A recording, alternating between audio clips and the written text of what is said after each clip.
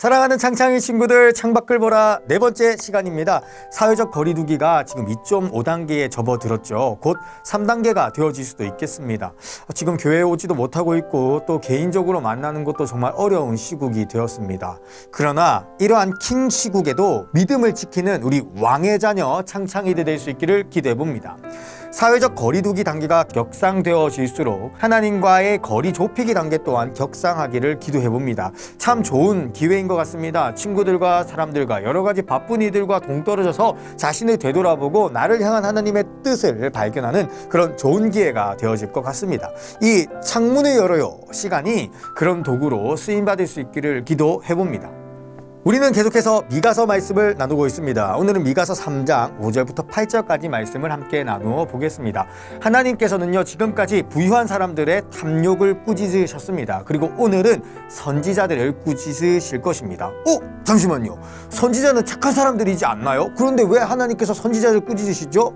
여러분, 선지자들 중에서도요, 참된 선지자와 거짓 선지자들로 나눌 수가 있었습니다. 5절에 보니까 악한 선지자들의 특징이 나타나고 있는데요. 뭐라고 말합니까? 자신의 입에 물 것을 주면은 평강을 외치고 그 입에 무엇을 채워주지 않으면은 전쟁을 준비한다 라고 말합니다.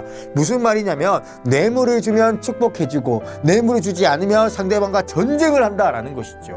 이것이 거짓 선지자들의 특징입니다. 여러분, 탐욕이 이렇게나 무섭습니다. 선지자들이 누구입니까? 하나님의 말씀을 대신 전하기 위해서 하나님과 정말 가까운 그런 사람들이 바로 선지자들이었습니다. 그런데 탐욕에 눈이 멀어버리자 하나님의 말을 전하는 것이 아니라 자신의 탐욕을 따라서 자기 마음대로 말해버립니다. 여러분, 우리 속에 있는 이 탐욕은요, 결코 쉽게 이길 수 있는 존재가 아니에요. 얼마나 이 탐욕이 지독했으면 야고보는 이렇게까지 말했을까요? 야고보서 1장 15절 말씀 읽어보겠습니다. 욕심이 잉태한 즉 죄를 낳고 죄가 장성한 즉 사망을 낳느니라. 욕심의 잠식 능력, 전염 능력, 진화 능력이 보이시나요? 결코 우리는 우리의 욕심에게 방심해서는 안 됩니다.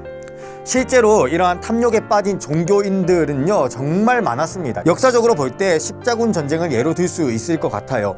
십자군 전쟁은요, 당시 교황과 주교의 야망으로 인해서 시작된 전쟁입니다. 자신들이 가지고 있는 그 권력을 더욱 강화할 목적으로 일으킨 정치적인 전쟁이 바로 십자군 전쟁이었다는 것이죠. 그리고 당시에 수많은 영주들은요, 예루살렘을 차지하면 많은 돈을 벌 것으로 생각했기 때문에 이 전쟁에 적극 동참했던 것이죠.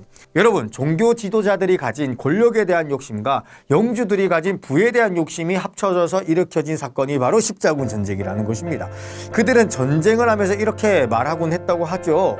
이것은 하나님께서 원하시는 거룩한 전쟁이다. 전쟁에 참여하면 구원을 받는다. 전쟁에 참여하면 연옥에서 천국을 가라고 말이죠. 이게 뭐 계속 하나님께서는 전혀 뜻하신 적이 없습니다. 그런데 그들은 하나님의 뜻이라고 말하면서 사람들을 속여 전쟁을 일으킨 것입니다. 여러분, 우리에게도 이러한 모습이 일어날 수 있습니다. 자신의 욕심에 이끌리면 하나님의 뜻도 아닌데 하나님의 뜻이라고 착각하며 아주 열심히 노력하기도 하죠. 오늘날 교회가 사회에 비난이 되는 이유도 어쩌면 이것 때문이지 않을까라는 그런 씁쓸한 생각이 듭니다. 창창이 친구들, 하나님의 뜻은 우리의 욕심 속에 담겨져 있지 않습니다. 하나님의 뜻은 성경 말씀 속에 담겨져 있다는 것을 기억하시기 바랍니다. 하나님의 진정한 참뜻을 발견하고 싶다면 하나님의 말씀을 봐야 합니다. 하나님의 뜻을 깨닫기 원한다면 말씀을 묵상해야 되는 거예요. 말씀을 묵상하고 깨우치고 알아가야 됩니다. 전도사님은 오늘 말씀을 묵상하면서 이런 생각이 들었어요. 동기가 진짜 중요하구나 라는 거 말입니다. 동기가 무엇입니까? 어떤 행동을 하게 되는 내적인 충동, 요인, 울림으로 말할 수 있을 것 같아요. 악한 선지자들의 내적 울림은요, 탐욕이었습니다. 반면에 오늘 이 미가서를 쓰고 있는 선한 선지자, 참된 선지자인 이 미가의 동기는 조금 달랐다라고 8절 말씀에 기록되어져 있습니다. 8절 한번 볼까요?